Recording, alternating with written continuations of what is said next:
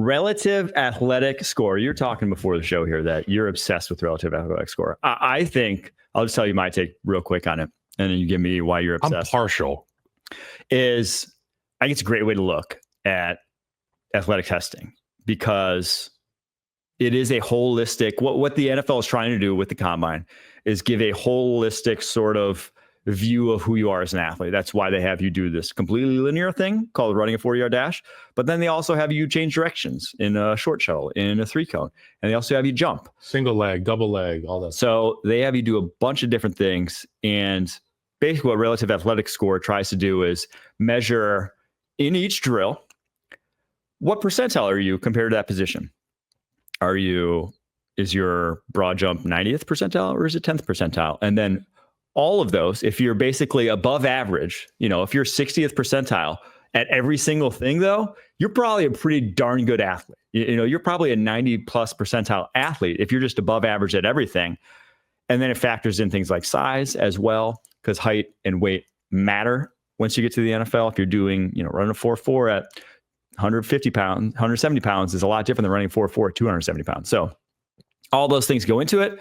And then it has historical rankings, and that's what comes up with the ultimate RAS score, which is basically like a percentile. So we had 3 10s this year. But tell me why you 10s? 10s. TBD, because they haven't done full testing with 3 10s. Fucking 10s? So that means they're just growing them differently now. 3 guys who are the best all time. That Similac is hitting. They changed the formula from when I was a kid, obviously. I couldn't get into the 10s. So I got tagged a couple weeks ago in a thread by a gentleman named Kent Lee Platt. He's the one who does it. Who is at MathBomb on X, and he's the creator of RAS at ras.football. And yeah, he tagged me in a pretty cool thread. I didn't even know what RAS was. I wasn't aware of my score when I went, but I got a 9.84 RAS out of 10. And apparently people are actually getting 10s. It's not just an empty part of the ranking scale. And in the thread, they gave other notable Chicago Bears that had high RAS scores. And then they put some historically low ones too. And on both ends of the spectrum, I found it interesting that there were players. So on the high end of the RAS spectrum, there were guys that just sucked in the NFL. Yes. And then on the bottom end of the RAS spectrum, there were guys that were stalwarts on teams that I was on. For example, I'll start with a low RAS score. Eddie Goldman was drafted round 2, pick 39 in 2015. He scored a 2.01 on the RAS score, which tells me that he can't even fucking tie his shoes in the morning or take a shit without mom coming to wipe his butt.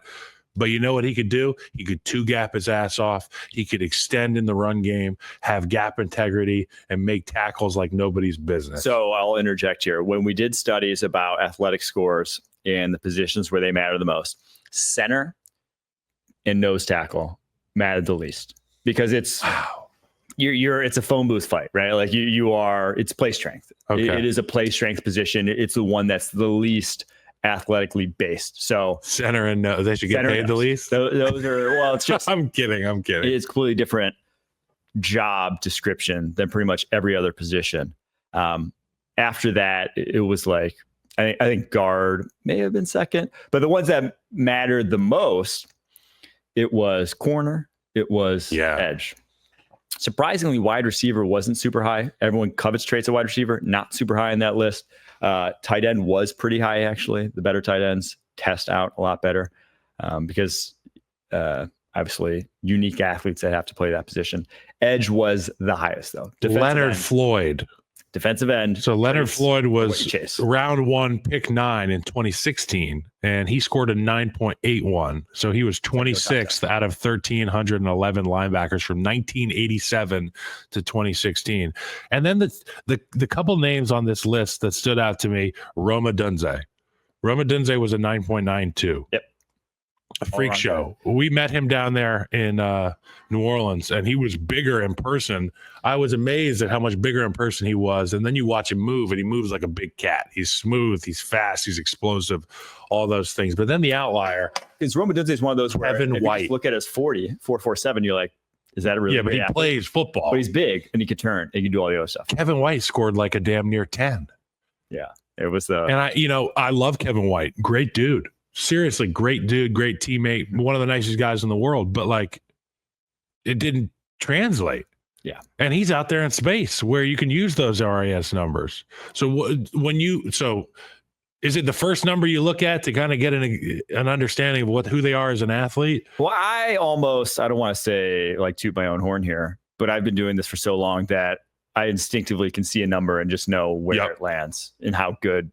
So like I instinctively see their numbers and like, this guy's an XYZ athlete. So I don't necessarily need these, but it's obviously provides good context. And there are certain things where if a guy is, say there's a defensive end who's just like a bull rusher and he's just like a super linear player. He doesn't need to go bend the edge. He wins that way. If he runs a bad 3-cone, I'm not too worried. Yeah. Like I'm just like, he's going to play his game. He has a great 10 split. He has a great broad. He could win. So there are certain things that just as historically, I know that like a guy you can give up here or there in his testing, but it's definitely, this is how I would say to use combine numbers is not just look at one, not just pick and choose, but to see a holistic view. Well-rounded athlete score. Because it also factors in size to it. So if you're really undersized, it'll factor that in. Tate Ratledge. The guy with the mullet, the guy we hear paired with Freebird on TikTok and Instagram all the time. 9.98. 9.98. So I'll get to the guys who, let's say all the ones who outscored you, because I believe there's 17 guys who outscored at 9.84. But that being said, all O linemen? No, not all O linemen. I was like, damn. Only three. Only 3 O linemen outscored you. No, 4. Sorry. I will say the caveat that guys don't do their bad drills though yet. So these are all unofficial because we don't get most of these guys full testing runs. Like Shamar Stewart just did all the explosive stuff and he's like, change direction, I'm not going to do it. So Shamar Stewart was a 10 just because he only answered the questions he knew the answers to. Correct. 4.59 40-inch vertical, 10-11 broad jump. Doing that 267 pounds gets you a perfect 10. Nick Manwari in a similar boat, the South Carolina safety, doesn't do any of the change of direction drills, but 43-inch vertical, 11.6 broad jump, 4.38 40, 220 bench reps, and he's 220 freaking pounds. That guy's a truly unbelievable athlete. And then the other 10, this one surprised me, but again, this is how it factors in size. Isaiah Nair, the Nebraska wide receiver, 4.4 40. 1.5 110 split, 38-inch vertical, 11.1 broad jump, but he did it all at 218 pounds. He's not going to be a 10 though when it's like short shuttle, 3-cone come in. So that's like the caveat there. The other guys, cornerback, these are all asterisks out of Iowa State. He's the first one who I believe doesn't come with an asterisk. He did the full testing run and scored a 9.99. So if you're talking about the most impressive combine, in my opinion, it's Darian Porter, the Iowa State cornerback, because at 6'3", 195 pounds, ran a 4.3 40, 36.5-inch vertical, 10-11 broad jump, but then these numbers are absurd. 6.71 3-cone and 4.04 short shuttle for a big 6'3" corner. Those are all 6.71 3-cone. Those are elite numbers. I just did the rep in my head. That guy's moving. So a 9.99 doing a full testing run. I guess he didn't do the bench press. The only thing he didn't do, but a full testing run. So that guy gets gold the medal of he could theoretically end up a 10 if he improves on some of those numbers at his pro day. But 2013, it was Teron Armstead and Lane Johnson and myself were like the fast guys in that group.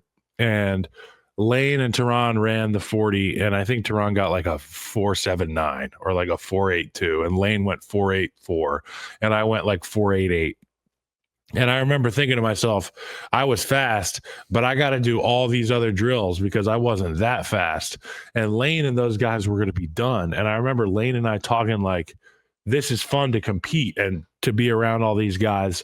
And I remember we talked one another into going and doing all the other drills. And it was awesome. We hadn't trained in that at all. We trained maybe the 40 and obviously the O-line drills, but we saw all the other guys having fun and cheering one another on. I'm surprised that you don't get 100% participation in all this stuff, because when you're in that building at Lucas Oil, and you know that there have been thousands of guys come and run before you and thousands of hours of prep, it just kind of boils out of you like this competitive spirit. You want to get in there and find out what you're going to do. I remember doing the L drill for the first time, watching Lane do it. I was watching him like, okay, that's how you do it. Do you turn right or left? And yeah, you feel better for having done that. And the coaches who were putting on the drill are like, hey, that was awesome. You know what I mean? Like, you guys didn't want to do this at the beginning. You said you were only going to do X, Y, and Z, but now we just went and did the whole alphabet together.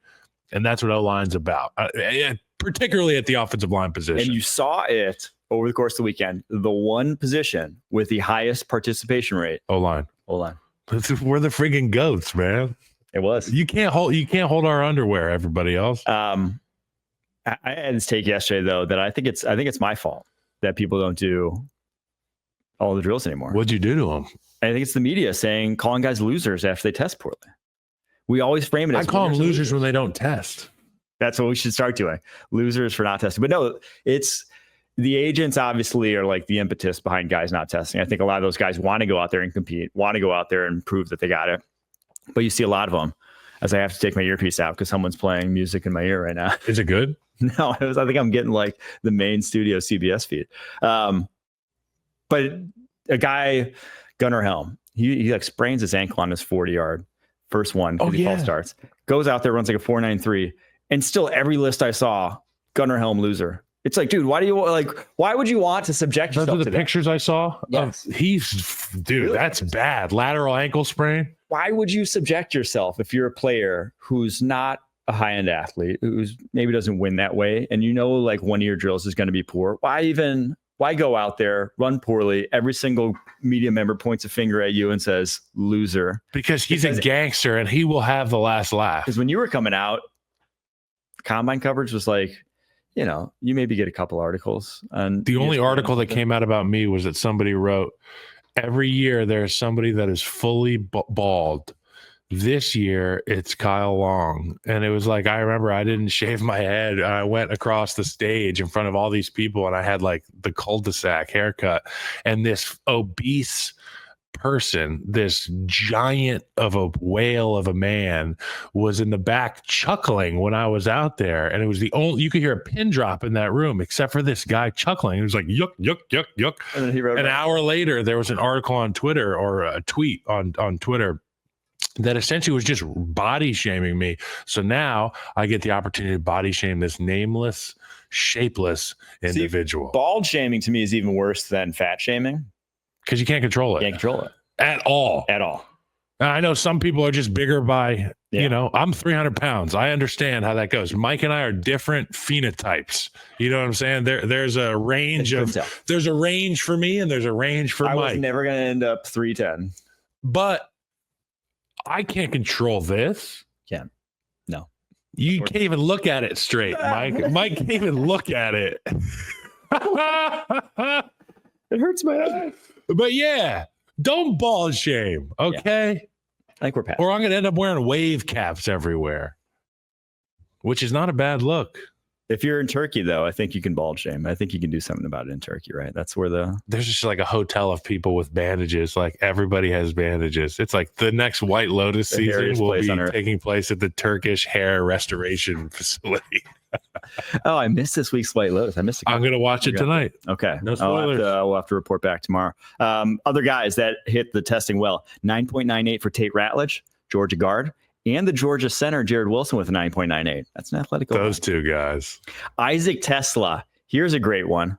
This guy also did a full testing run, and he had a 9.97, and he is a white 6'4" wide receiver. Some of the numbers Isaac Tesla. Named Tesla. This is a fake person. Dude, he did not produce at Arkansas, let's be real, but he was a transfer from, I'm blanking on where he transferred from. I'll look it up in a sec. 214 pounds. 6'4", runs a 4.43, 39.5-inch vertical, 10.9 broad jump, 6.85 3-cone, 4.05 short shuttle, and a 17 bench press reps. That's how, like I said, none of those numbers on their whole are elite numbers. But all of them together. Every single one is very, very good. And when every single one's very, very good, that's an elite athlete. So Isaac Tesla. Edge rusher, Arkansas, Landon Jackson. So there was a video. Do you remember this video? Do you remember the video of like some high school kid at a camp doing the worst rep you've ever seen for a bag drill? And it looked like a guy that was intentionally trying to be goofy.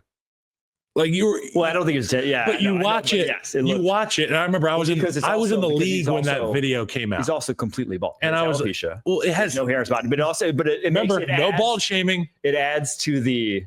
What I'm saying is the guy is 6. I'm going to guess his measurable 6'5.5", 260. In this high school video, he was 6'5.5", 240, but he had no clue how to do the drills. Yes. And it looked like he was bastardizing the drill intentionally. Well, I went and I was watching this guy. It looked like a Rick James skit where he's walking up to people and just slapping him. Yes. I saw combine footage of Landon Jackson, and I was like, he looks like the guy that was so shitty at that drill that I saw a handful of years ago. Turns out that guy used all the hate he got and turned it into better looking drills. And now I can't help but think that this guy is just going to be like making $25 million a year. Arkansas, Landon Jackson. Shout out to Landon Jackson for a redemption story. I saw the comp for him was the alien in Prometheus. Stop. The guy from Avatar, or that he's a unique dude. Big, very lean. curious to see Landon Jackson and how he fares in the NFL because he's got some different tricks. Anytime you're on a graphic, if you saw the graphic, that was guys 260 plus pounds who have jumped 40 inches in the vertical.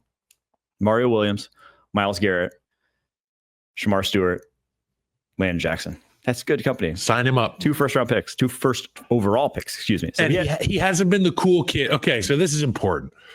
All the other guys on that list have been like the best player forever. Yes. This guy, Landon Jackson, snuck up on us. We saw him one time in high school doing a shitty job in a bag drill, and now everybody's seeing him blow up these combine numbers. Mm-hmm. You have to think that this guy's been living with the comment section of that video for the last handful of years, and it's driven him to greatness. I'm going to be betting on this guy. Landon Jackson. I'm betting on him. All right. Let's get some of the others that tested really well. Isaac Tesla, I said 9.97. Caleb Ransaw, Tulane. DB, 9.95. Jihad Campbell, first round pick, Alabama linebacker, 9.95. Buffalo Bill. You are a Buffalo Bill. He looked awesome. Tyrion Ingram Dawkins, Georgia DT, 9.93. Jalen Travis, Iowa OT, 9.91. Keaton Crawford, I believe, is Nevada safety, 9.9. Quinshon Judkins, highest of any running back, 9.89. He had himself a great time. Landon Jackson, which mentioned. Will Campbell goes 9.86. Freak show. Can we talk about his frame, though? Yeah. Because he's 6'6". He's a big kid. And his wingspan is shorter than his height. That's what I had. Your wingspan shorter than I don't know if my wingspan was shorter than my height. That's right. But relative to my height, my wingspan wasn't good enough. Like they called me and Justin Pugh T-Rex. They were like, these guys have short arms. And like, oh no. We've been texting each other the last 15 years like, hey, what's up, T-Rex? How you doing, bro? How long were your arms? I thought they were like 30. Long enough, MFer. I thought they were not short by guard standards. 70, I don't know, 60. You had 33 and 3/8 inch, 79 and 5/8 inch wingspan. So 6'7" and 5/8. So it's like 1.5 inches longer than your height, your wingspan. So I'm pretty square. That's that any. How much shorter is he than me? He is in terms of arm wingspan, like 4 inches. That's the whole rub. He's a guard. He's a center. He would have the shortest wingspan of any offensive tackle in the NFL. Yeah, he's a guard center. And I think that he'll be available at 10. Everyone's been saying arm length, 32 and 5/8 inches. There are some guys in the NFL, Luke Gedeke, Braden Smith, doing it with under 33-inch arms. They have short arms. They have broad shoulders, though. Yeah. And that's, I mean, just think about if you take this to its most extreme, think about a pencil with 35-inch arms. You still can't block shit. You're only covering 70 inches, you know? So if you have really narrow shoulders and somewhat short arms, you present a small target. So much smaller target. You have so much smaller base of where you can get to. Life's just tough, especially against NFL edge rushers. And I saw him when he had real speed guys off the edge. That's what he struggled with. The guy from you don't have from Texas A&M. Yes. Not the guy who came out. The guy who's Yes, coming out next year. He gave him some fits. Yeah, he's like a bursty, edgy guy. Yes. And he was just like, couldn't find him. I forget his name. I apologize. Yeah, but you popped on film. You were popping off on film. So good battles, though. He's a guard. I mean, he's a guard. He'll be an ass kicker at the guard position for a decade. So but that to me, it does matter. When we're talking about wingspan, not necessarily as much arm length. If he had broad shoulders and was a big, thick guy, 340 or whatever, I don't think anyone would be batting an eye. But it is a real thing when you are that big lower body. Yeah, he's got big legs, skinnier shoulders for a guy that size. Yes. All right. Then we go to wide receiver Jaden Higgins from Iowa State, one of the more surprising combines. He was awesome, 9.85. Ty Robinson, the Nebraska DT, 9.84. So those are the guys who were as good, if not better than you. Some guys close to that are household-ish names out there. Armand Membu, the Missouri OT, went 9.81. He could play tackle. The more I've watched him, more I'm like, hey, I think he still could play tackle, even though he's short. That guy's got long arms. And then Terrence Ferguson, the Oregon tight end, your alma mater, 9.81. Well, that means I graduated, right? Does it? I think it just means you attended. I think alma mater means like you got a hat. Let's see. Did you have to graduate? Cap and gown. We're gonna. They gave me a Letterman's jacket, but not a cap and gown. Dude, I'd take a Letterman's jacket instead of diploma at this point. Oh, not your alma mater. Yeah, my bad. That's my place of education.